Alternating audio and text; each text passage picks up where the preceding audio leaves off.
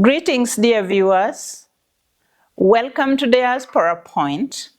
I'm your host, Auma Bella.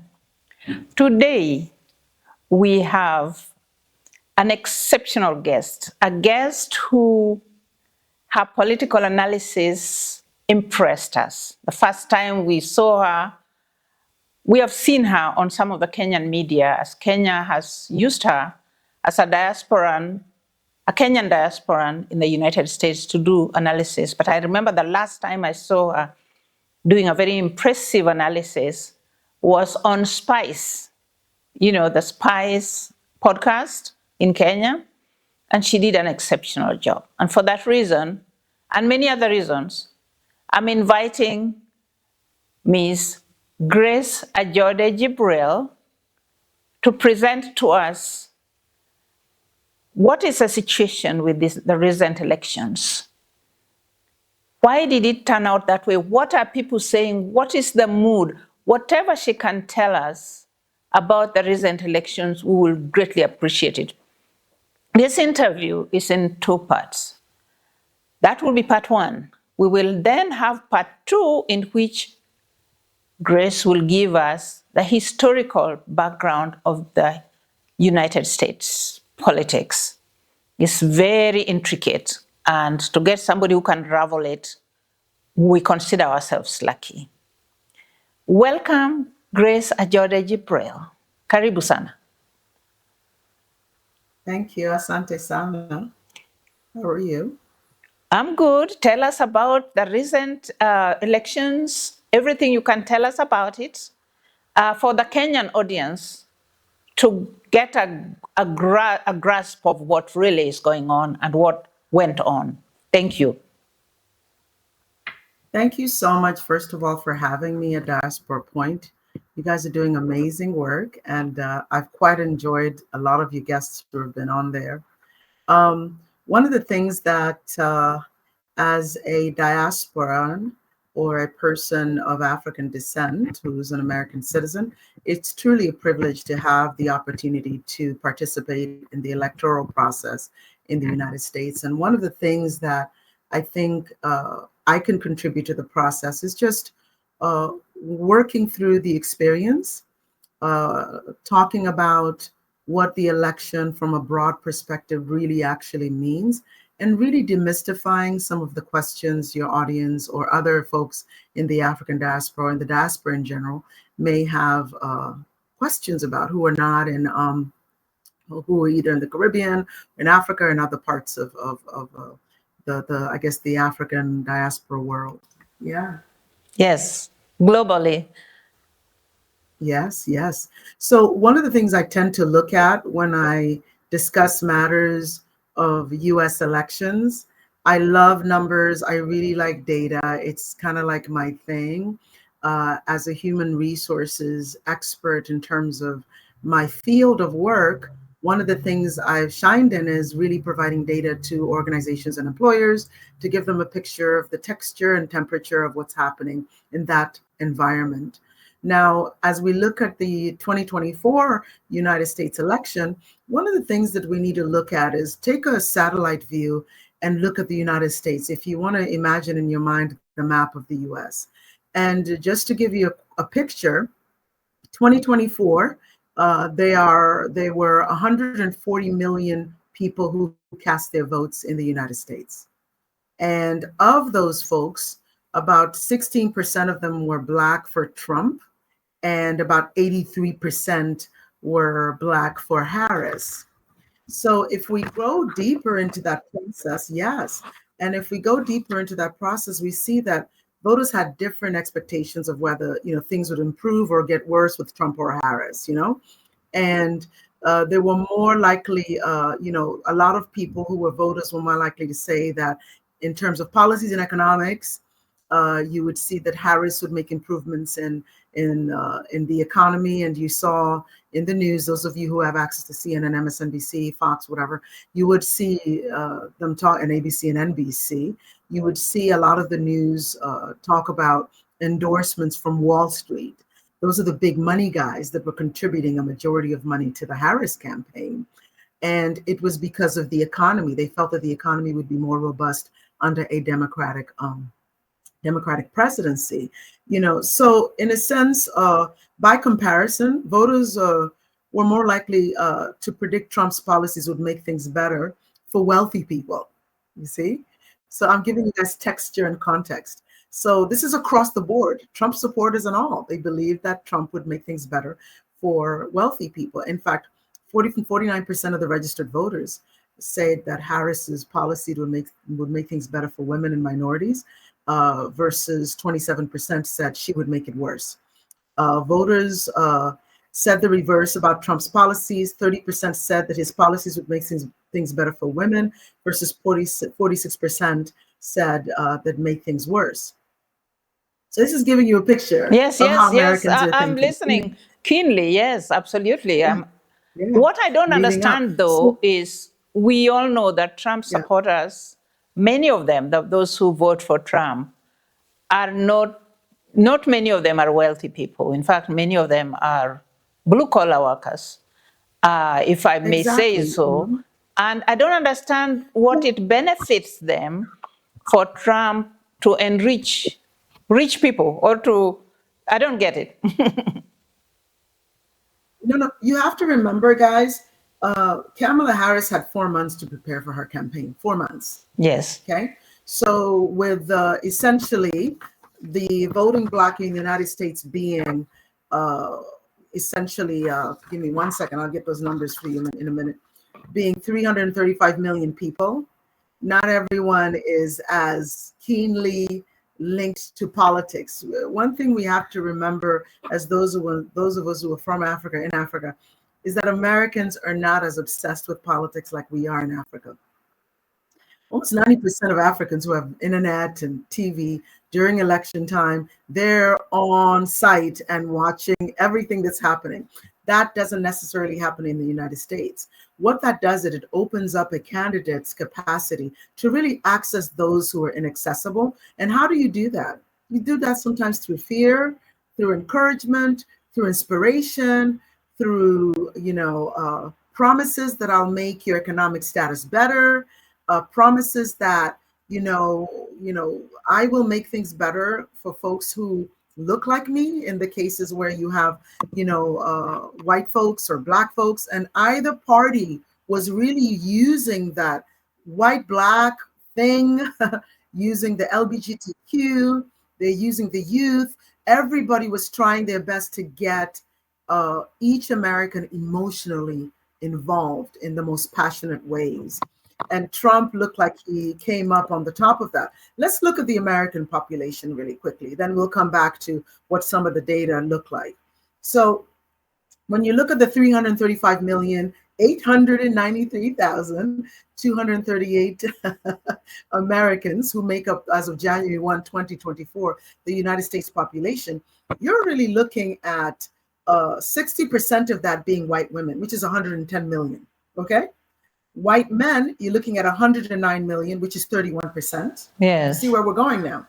So For the white black women population, are the majority. Precisely. They are at 110 million, white men are at 109 million. And white women represent 60.3% of the population, versus white men represent 31% of the population. Now you take only that group, don't forget, it's 335 million plus. What you end up having is 219 million people between white men and white women. So that's starting to give you a picture of how Trump essentially won. Now, when you go into the black population, you're looking at 47.9 million individuals, all of black people, okay? And of that, you're looking at 7.8 are black women. Oh. And 5.7 of men. You see where we're sitting? Yeah. One of the black numbers are low, very low. Yes, about 14% of the population. One of the things that people really misunderstand in everything, in commercial sales, music, everything, people often have a misconception that if I get all the black people to buy my album, I'm going to do really well. But as a proportion of the population of those interested in buying your product, you're really looking at low numbers. What you must do, whether it's politics, business, or otherwise, is engage a diverse population, meaning you got to add the white folks into this picture, and that's how you win. One of the things people thought in America that Kamala had captured was the white women vote. How?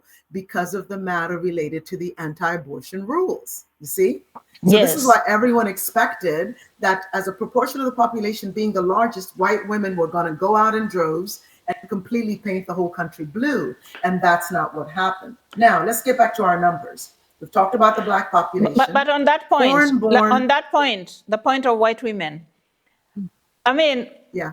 Does anybody understand why they would vote for a man who is taking away their reproductive rights, a man who has violated all kinds of rules in terms of gender and respect for women?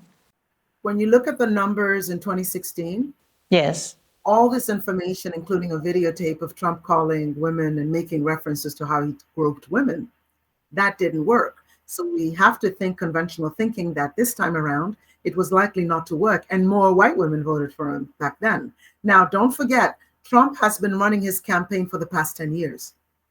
10 years, since the time he was president to the time he left, was in office, left office, it's about 8 so years, 10 estimated, because, he was previously campaigning and then during Obama's administration. And of course, at the time when he won over Hillary, and then now you're dealing with a situation where he's running again. He's had plenty of time to campaign and convince the voters or his voting bloc that he's their man. Don't forget, there were many people still talking about the fact that the election was stolen, despite the fact that the American elections tend to be some of the most well reviewed, well monitored, some of the best, most clean elections on the planet. People still felt that something went wrong. So in this case, you find that he had much more time than the 4 months Kamala had. So in terms of product knowledge, personality knowledge, if you bring a box of cereal or a new brand of flour for ugali, let me just say that, and you say this is Americana ugali versus Jogo that everybody's always known, even though Jogo has sand in it and there are problems, people are going to still buy Jogo because that's been what they've known forever, even though there are issues with Jogo, theoretically. You see what I mean? So it's product recognition, personality recognition, and you add all the other, the things that people do in politics, which is lies and, made up things, that create scenarios. So anything Trump said was not going to work when you look in hindsight.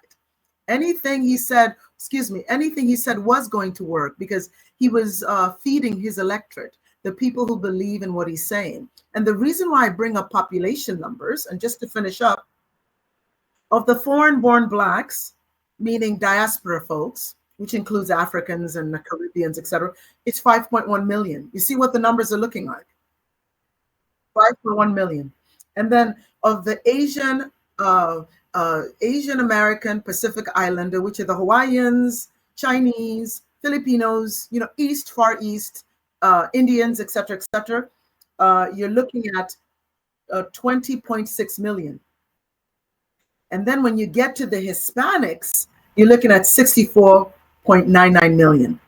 So as a proportion of the population, which oftentimes we think of, Kamala being a Black Indian candidate, you really can take if you took all of the 5 million and you took all the 64 million Asians, because I say Black and, Asian, you took all of them, including the mixture of the Asian American Pacific Islander, AAPI, you still could not beat the 219 million Americans who were in the white population. You follow me? If they chose to all, Now, don't forget the elections, everybody who cast their vote within this entire grouping I just mentioned, it was 140 million. You see? So I'm just giving you guys the numbers so we really understand, because a lot of people don't know that Blacks are a minority in numbers. We're 47.9% of the population. We're less than Hispanics. And don't forget, Hispanics were the reason why Trump really crossed the line. Male Hispanics, particularly, you know. What is with So that? essentially, What is with that? He insulted the Hispanics. He said all kinds of things about the Hispanics and made weird references. Why would the Hispanic male vote for him? What is it? 2020 they voted for him. They voted for him 2020. That's number one. Number two, one of the things that I look deeper into the 2024 elections, one of the things the media and social media in the Trump camp did very well was to encourage people to vote early. There were larger numbers of Trump voters who voted early. So by the time that week came, where there was garbage stated, there was all this, misogyny and really terrible sexual references made at that session in Madison Square Garden, there had already been people who had cast their vote. So the fervor was, we're going to election day next Tuesday, next week, and we're going to show. But the proportion of people who actually cast their vote on the day of election, which was much less than those who had done their voting, or mail-in vote, and those who had voted early. Trump already had his numbers when you look at hindsight in terms of the early voting population. You see, so but again, to your point, I'm not in the mind of Hispanics because they've been under attack since Trump first, before even he ran for president, since he announced it. They're thieves and they're murderers and they're rapists. So it all depends. But I do think the overarching factors here relate to the Democrats may have gotten losses because of the embracing of the LGBTQ matter, which is somewhat of a civil rights, human rights matter, and we all understand it. But it seems like one of the things that the Trump campaign succeeded in is the scare tactics that your children are in danger, school systems are going to teach your children how to transition.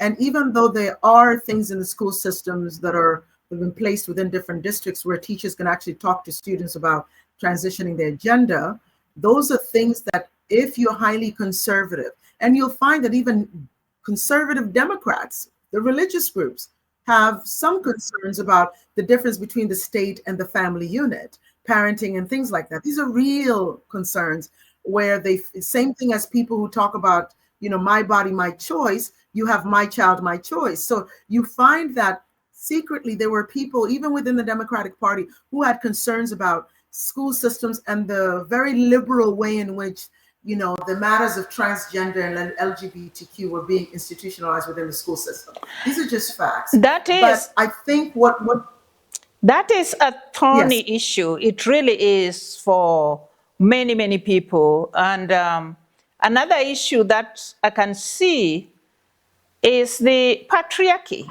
Patriarchy.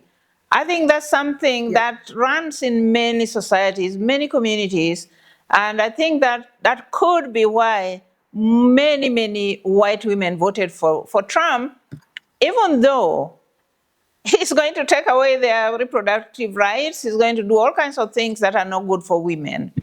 So patriarchy seemed to be an issue here because also talked to a black guy somewhere just before the elections, and his thing was, well, once Kamala Harris wins, women will just be kicking men's teeth around and, bullying men around, literally. And I said, I don't think that's a good way to look at it. But patriarchy, you think that was a key issue there too? Yeah, and this is part of when you look at a lot of the minority groups that voted for Trump, you see a higher number with Black men. You see a much higher number with Black men. And you also see essentially, because they say the Trump share of the black vote rose, and particularly amongst Black men. So when you look at it even deeper, you're finding that Trump was able to make slight inroads with Black voters nationally, which typically did not happen that much last time, meaning 1 out of 10 voters across the country was Black for Trump. Nationally, 8 out of 10 voters supported Harris. Fine. But even though more people supported Harris, you do have to note that there was an uptick in the Black vote this time. And even I'm not surprised because throughout the entire election process, you did see a large swath of Black men saying that they did not like Kamala because they stated, as a prosecutor, she put in jail a lot of Black men. But when you dig deeper and you read more, you realize that that statement about putting away Black men came from Trump early Yes, that's last what year. I understand, that it And is a propaganda that came from the Trump they side. And people usually don't do their research to know whether what they are regurgitating is true or not, right? And social media plays a real role in this. If you're seeing a Black guy telling you, because he's a Trump supporter, that this is what's going on and this is what Kamala Harris has done, you're going to believe them. And if you hear multiple people saying it, you're going to believe them. But there has to be some critical thinking and emotional intelligence in every one of these processes these days. When you look at social media, whether it's Kenya or whether it's Nigeria or whether it is, any other country, especially when you're dealing with diaspora, when you look deeper into this statement, you find, and you look at the actual records, you find that Kamala convicted 45 Black men. That's it. Over a Okay? period of, 45. Over the period of 10 years that when she was a prosecutor. imagine. And this is where I think the Democrats kind of lost the ground. They should have addressed it directly, as they were doing some of the Trump matters and debacles, some things that gave them, high ratings at the time. They should have addressed the matter of, of that, because that was what was really gnawing at the ankles of Black men. They were like, this woman is away a lot of Black men. And you remember Trump added that, oh, she's not Black. Is she Black? Wait a minute, she's not Black. Well, wait a minute. If you look at history, it was actually the white supremacists who said that a drop of Black blood makes you Black. Now in modern day, it's turned into Black people say that if you have a drop of Black blood, you're Black. That never came from Black people. That came from a time of slavery and Jim Crow. And what essentially, it also ties into when Black folks had white blood in them and they looked white, and they would pass in order to benefit from society and not be ostracized, you see? So it was, if you again, we'll talk about that later in American history, but the point I'm just making here is things turn on their head depending on who is talking about it and who we believe. So it is much more important to be an informed electorate, whether you're in Africa or whether you are in Kenya or whether you're in Nigeria. You've got to do a lot of research and really, really analyze what's happening around us.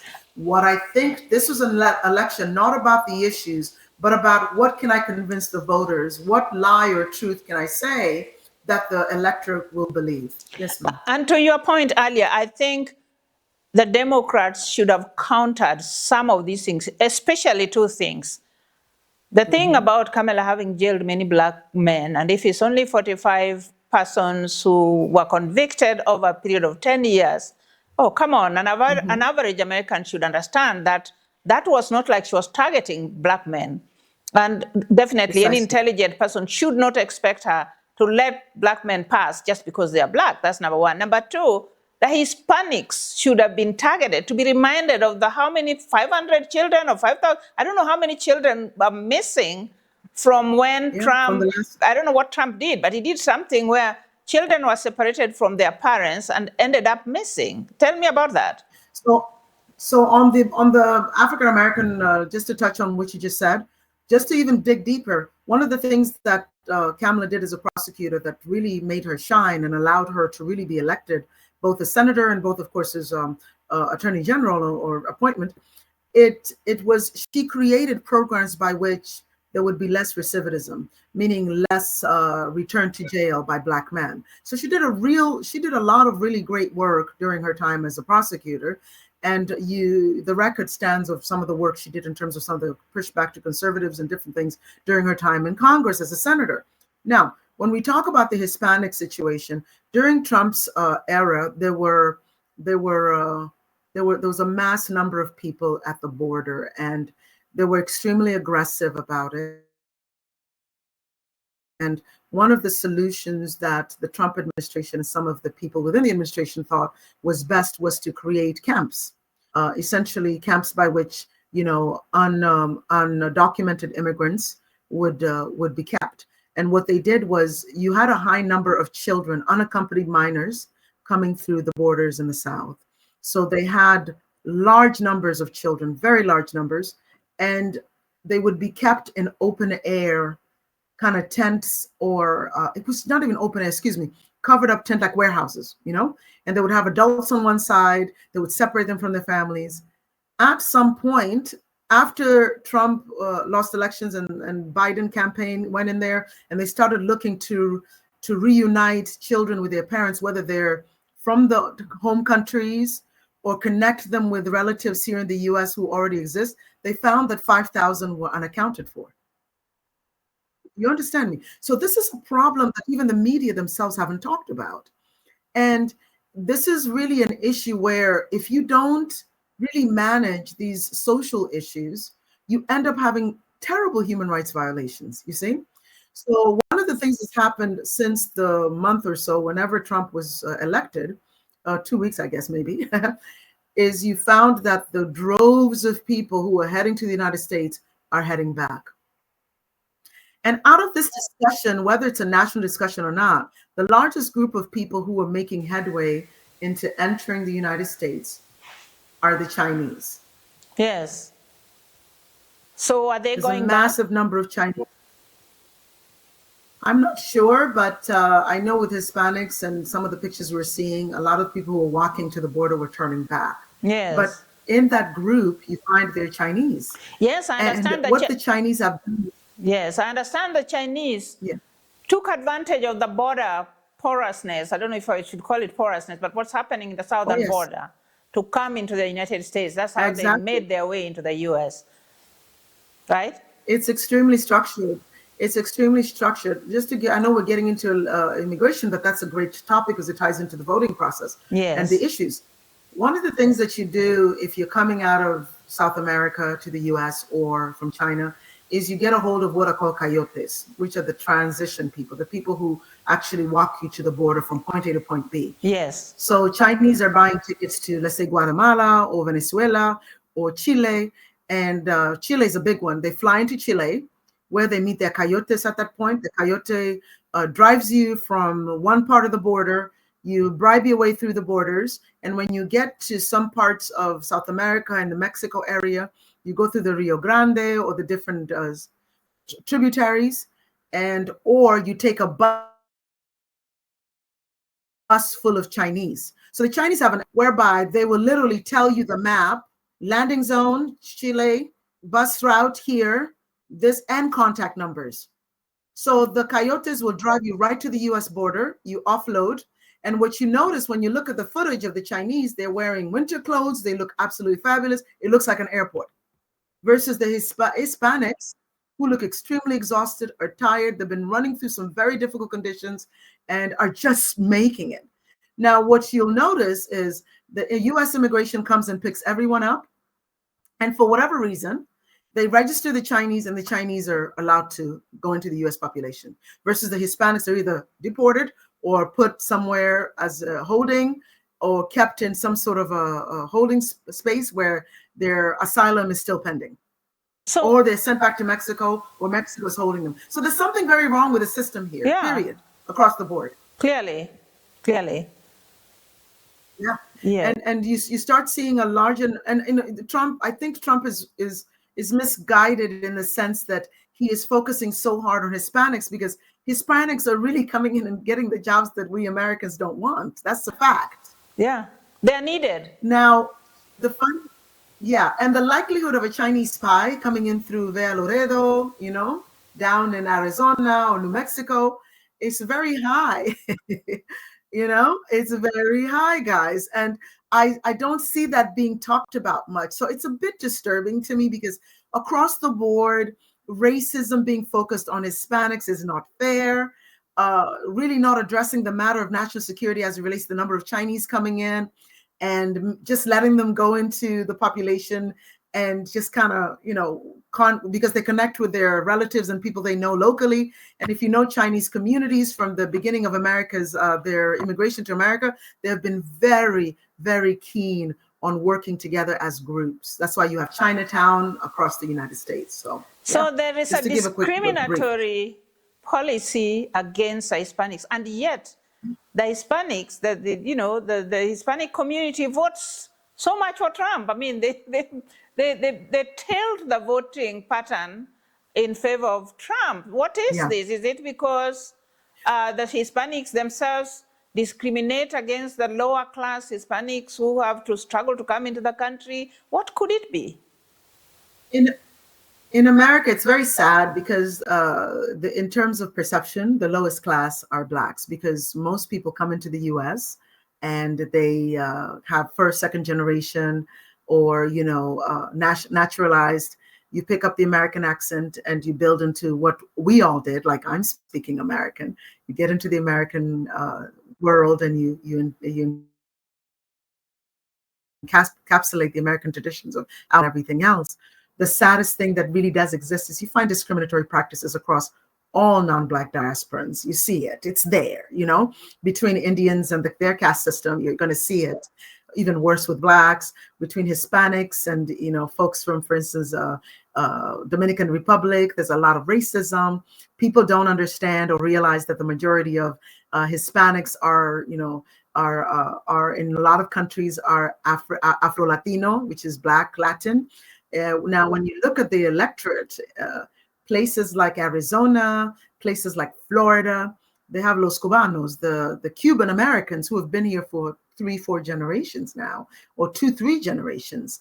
And they're pretty embedded, and they're firmly conservative. Now, back to the religious beliefs and this is where I think the Republicans have lost out in terms of ability to bring what they used to call a big tent party. Most, if not all, let's not pretend, guys, most, if not all, diasporans across the board, forget even Africans, are deeply traditional. They deeply believe in nuclear family. They don't necessarily agree, but are very accepting and very okay and understanding of LGBTQ matters from a perspective of human rights, but it's not something that they believe in terms of practice. You see, these are facts nobody wants to talk about. So I don't understand why Republicans in every one of their campaigns, and even their own electorate, don't they overarch the factors of race. That's what's so sad. Republican Party could have easily picked up this number. What are my numbers again? The number of, let me see, the essential 64 million Hispanics, 20 million Asian Pacific, and the 5 million African born. These are conservatives. I'm sorry. Yeah. Newsflash. Yeah. Migrants are conservative. We pretend we're not. And the only reason why most of it vote Democrat is because of the matter of race. The matter of race. So I don't understand why, the Republicans have always sort of been stuck on this race thing. It's been their well-worn jacket that they're very proud to wear. But from a traditional perspective, which is what a lot of voters say, oh, we love Trump because Trump believes in traditional family values. That scored a lot of points for Trump, that traditional family, the way they put it, Yes. And they deviate in fact, they deviate from the rights issue, the rights of the LGBTQ and all that, and they emphasize on traditional family. And, that's a touchy point for every family, almost, every parent, and the continuity of family and all those things. I mean, we try to pretend, think about it. Mm-hmm. Yeah, Latinos, they discriminate against Afro-Latinos, Dominicanas discriminate against those Cubanos, the Chileans discriminate against those Guatemalans. We have our own issues. We already have our own discriminatory tendencies. Nigers, you've got the Igbos versus Yorubas versus Hausas. You got Kenyans, Luo versus Kikuyu versus Kisii versus Kamba. We're a mess. But at the end of the day, we have core traditional values across the board. Filipinos versus China, Japanese versus China, everybody versus China. But at the end of the day, Indians versus, guys who are Punjabi, Gujaratis, and folks in southern India who are more they call them the Dalits, which is a discriminatory statement, but or the untouchables. So within our diaspora groupings, we are terrible. We are just a bunch of tribalists. We do. We what are is it? terrible. In fact, I think we need to learn how to group together and look at the common interests that we have in terms of survival. Yes. The survival of self as a group. And that is something that we are not looking at. We get into the, to the pettiness of discriminating against each other. We can't afford that. Now, on that point, we may need to segue soon after a short break to go into the historical perspective of the American politics. But in the meantime, do you have one more thing you need to emphasize in this segment before we change that? Yes. Yeah. One of the things that I wanted to bring into in terms of sense of perspectives here. Now let's talk about education, because when we did the Spice FM, we talked about data. 41.8% of Americans have bachelor's degrees of higher. 25.5% of Black women are the most educated. Hispanics, 20.8%, and Asians, 59.3%. Of the diaspora, when you look at the population of Africans, we're talking about that, the diaspora folks. Let me look at this number again. Bear with me, please. Foreign born, 5.1 million. Yeah, when we look at the 5.1 million grouping of foreign born Blacks, what you find are the most educated foreign born diaspora are Nigerians, and those guys have made gains politically. Anywhere you see numbers in terms of most educated, you translate that, and it is actually directly related to income level, higher income. Okay, 61% have 61% are Nigerian. Of the 5.1 million, 61% of Nigerians have bachelor degrees or higher, and they have higher income. Next group is 14% Indian. Okay. Then the next group after that is Chinese, Philippines, and Mexicans. What percentage is the Indians? The Nigerians or Africans? When you say 61%, it's just the Nigerians? Of the 5.1% of foreign-born Blacks, yes, 61% are Nigerians with bachelor's degree. Everybody else in Africa and other parts of the world, Black world, fall under that. Now, when you go to the population, the grouping here, you see that 14% of Indians, which is, if you're looking at most educated, you see 14%. After the Nigerians, it's Indians. And then after that, you see Chinese, Philippines, and Mexicans at a proportion. You don't have Africa as a block. So Nigerians are making moves. You don't have Africans as a block. Yes. You're only talking about Nigerians. Of the group. Yes, I'm just saying. Sure. Sorry, you're breaking up a little. But I'm just saying from the 5.1 million of the I don't have Africans as a book. I have foreign-born Africans, just to clarify. Yes. Okay? So this is where these that's numbers. What I want to hear. Foreign-born Africans. Yes. You're breaking up a little bit. What I'm saying is, Nigerians, of the 5.1 million of the Black diasporans who are foreign-born in the United States, are the most educated. Okay. Let me ask this. The question I'm asking is that 5% of Africans in the United States, are they looked at as African, and what is their level of education? Because you have the level of Asians and so on, but when it comes to Africans, foreign-born, you're talking only of Nigerians. Do you have the figures for foreign-born Africans together? Now, the foreign-born Africans, I don't have the specific figures of education, but one of the things that the Pew Charitable Trust showcased was the number of Nigerians as a proportion of the 5.1 million foreign-born Blacks in the U.S. Nigerians rise up as 61% have bachelor's degree, which is the highest number. Yes, I get you. As far as other Africans, previous numbers from a few years ago stated that after them were the Jamaicans. Then after that, you would find, I think, Kenyans, and I think I think Kenyans, and then it went into Ghanaians, that kind of thing. So the top 5 are Ghana, Kenya, but Nigeria is up top, and the Caribbean folks. So I'm just saying that the reason why this is even really important is because Nigerians have made inroads. Nigerians and Indians, the most educated folks across the foreign-born people, okay? Nigerians and Indians have made inroads politically. And back to my point about conservative, see? I'm sure as we move through, as they run data, we're going to have a follow-up to this discussion, and I'll have real core, deep numbers where I look at how many people actually voted from different countries, foreign-born, who actually, admitted that they were foreign-born, because people oftentimes don't share that information.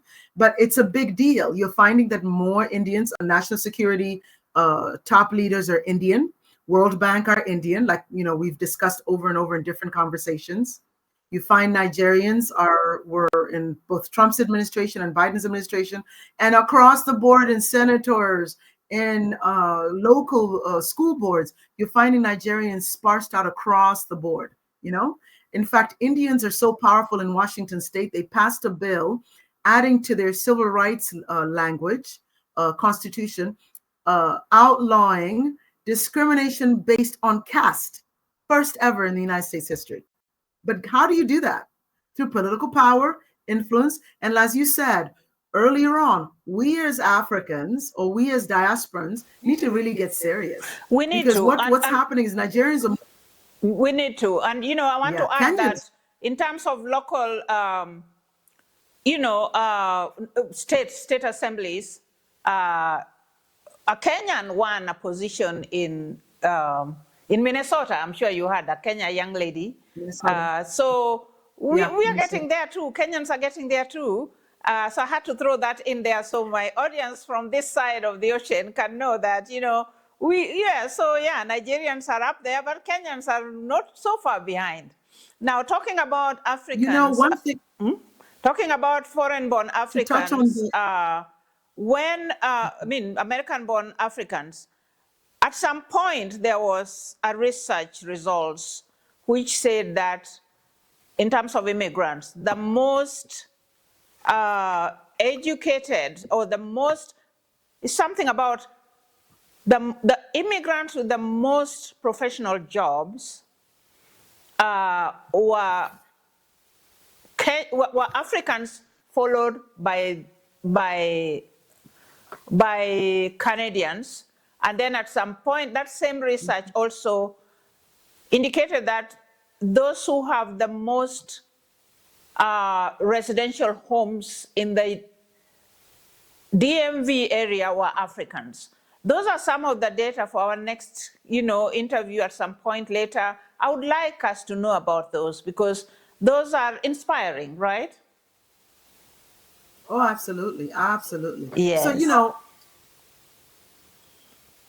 so just to wrap up the election, the points we need to take away essentially is most Trump voters were white, a trend that continued from 2020. Trump's share of the Black vote increased slightly. Slightly more Hispanics voted for Trump in this election than in 2020, and narrow gains were given to Trump in this 2024 election. Things to walk away with: total voters in this election were 140 million. Most of the voters were white, a trend that continued from 2020. A share of Black voters rose slightly, and there were specifically younger men. Slightly more Hispanic voters voted for Trump in 2020, but the male demographic in the population rose. There were narrow gains by women that benefited Trump in this election. And just as a given picture, we have to remember that the US population is 335 million. Of that group, 219 are whites. 47.9 million are Blacks. Of that Black grouping, we're looking at 5.1 are foreign-born Blacks. In terms of Asian American Pacific Islander, which are Indians, Chinese, Filipinos, Hawaiians, you have 20.6 million in the population. Hispanics are roaring ahead in terms of their population growth is 64.99%. Now, one of the things you mentioned before earlier was that we're seeing a lot of Kenyans making gains, since this is a Kenyan forum in the US. But one of the things we have to remember, Kenyan Minnesotans are serious. Kenyan Minnesotans and Kenyan Delaware people, folks from Delaware and folks from Minnesota, are extremely well organized. They're extremely structured in their process. You find that if you look at a subgroup, tribalism does not apply amongst the Minnesotans and the Delawareans, the Delaware folks. You find that when election time comes, they are very keen on supporting financially the candidates that they want to move forward. The problem with Maryland, DC, Maryland, Virginia, Kenyans is we're very tribalistic. You have a concentration of Kikuyus in the Baltimore area. You have Luos, Kisis in the DC area, and then it spreads across the board. But it's a real, big issue when you're working with Kenyans. Tribalism takes precedence over the core matter relating to moving forward. So those are things we just need to work on as Kenyans.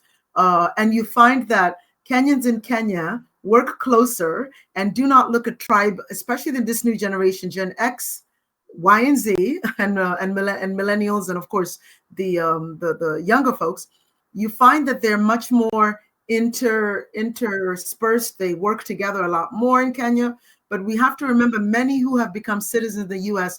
came during the early years. They're Gen Xers.